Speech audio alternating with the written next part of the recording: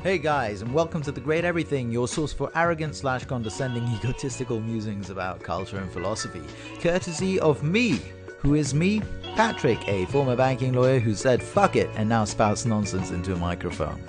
So we got some fun chat coming up on ethics and moral relativism and stuff like that, but first there's a few call-ins about what's been going on here on The Great Everything these past few days.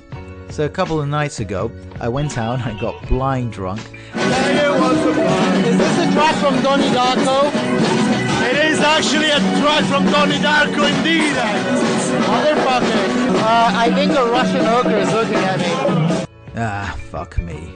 Anyway, I awoke to a series of silly and at times rather controversial Facebook updates that I had uploaded chronicling my night. I talked about it here on Anchor and queried the extent to which alcohol can uncover the truth about us, and in that case me, or if it just turned me temporarily into a gibbering idiot. Yes, temporarily. Anyway, the Romans used to say in vino veritas, in wine lies the truth, and I wonder if that's truly the case. Virginie from Virginie Talks called in to give us her take. In vino veritas. What is true in alcohol is the mood, not the words. Like you said, you were in the mood of saying something bad. This time it was about gay, it would have been about Buddhists or aliens or government or whatever. That's not the important point in here.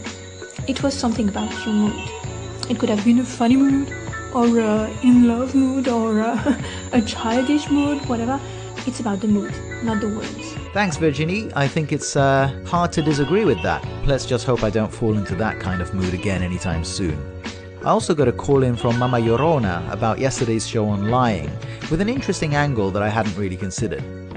Hello at The Great Everything, it is me, Mama Llorona. Anyways, I wanted to give a little commentary on you talking about lying. Lying affects people with mental health issues 10,000 times more than it does people with normalative chemicals in their brain. It affects our trust. It affects our ability to trust our doctors, our mothers, our fathers. And who do we talk to if we have no one to trust? And just bringing this out there and putting that out there because it's May and it's Mental Health Awareness Month. Thanks for your input, and yes, I'd say it makes sense that in any situation, those most vulnerable are also the most likely to be adversely affected by unethical acts. And I didn't know that it was Mental Health Awareness Month, so I guess shame on me, but it's kind of hard to keep track though, isn't it? Finally, I got a really good call in from Juil Yoon, and I hope I pronounced that correctly, which I'll share with you because it raises interesting questions about moral relativism and other such issues, which I want to discuss the rest of today. So here it is, and I'll respond in the next segment. I really like the whole discussion around lying, but I get the feeling that by the definition that you're going with, nothing is inherently bad.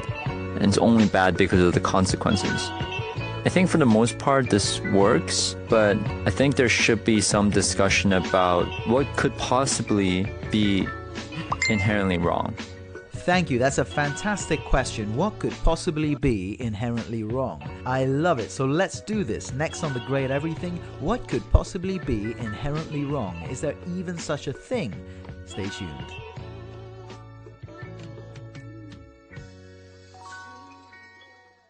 So, as I mentioned at the end of the last segment, I got a call in from Juil Yoon about my show yesterday on lying. And a couple of his interesting points were, first of all, that he felt that my objections to lying were too consequentialist. They were based on consequences.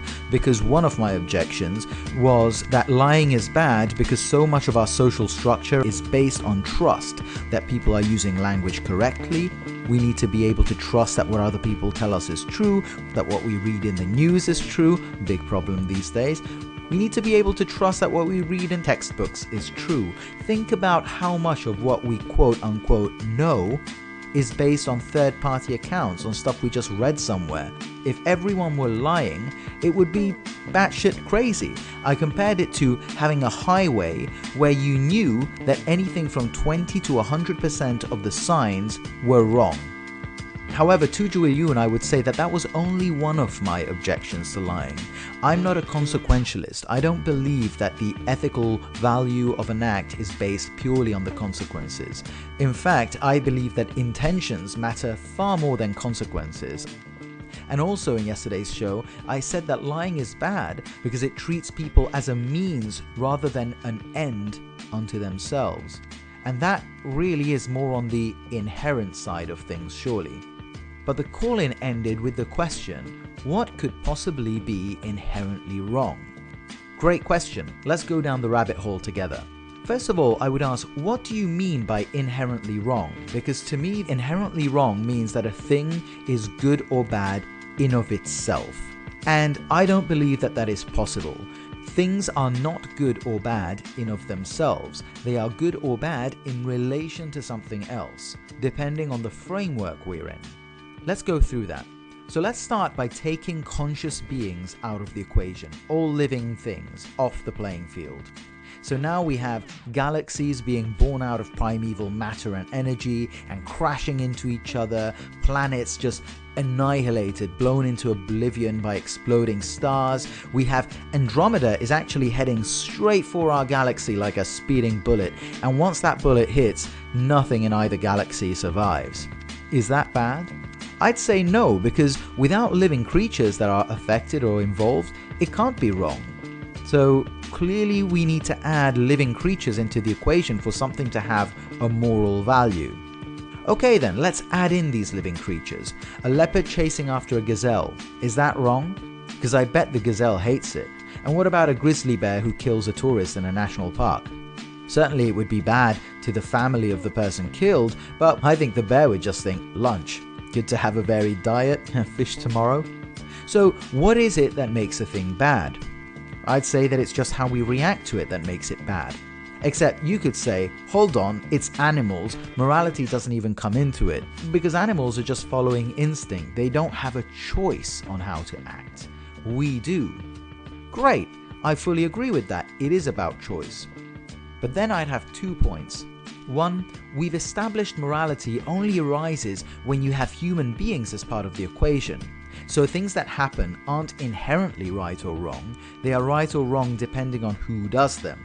Specifically humans, right? When a bird shits on your head, it's just bad luck. If I do it, I'm ending up in court.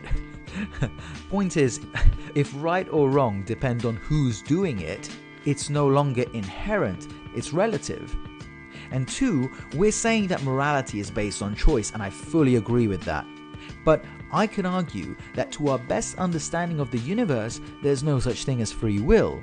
And for all our rational capacity, we're just as much slaves to our evolutionary drives and neurons firing off as any other animal. But you know what? I'm going to assume there is free will, and so I'll say, no, nothing is inherently good or bad except a good or bad intention. And that's Kant, by the way. But even that isn't really inherent because it depends on the framework we live in. What makes someone's intention good or bad is whether the intention is in harmony or not in harmony with what we as a society have agreed to call right and wrong. And that's the thing with ethics. I don't see it as a guide on how to act. At best, it's the study of the drives and forces that lead us to label certain things as good or bad, as a community. Take humans out of the equation and the very notion of right and wrong evaporates, much like that planet hit by a supernova.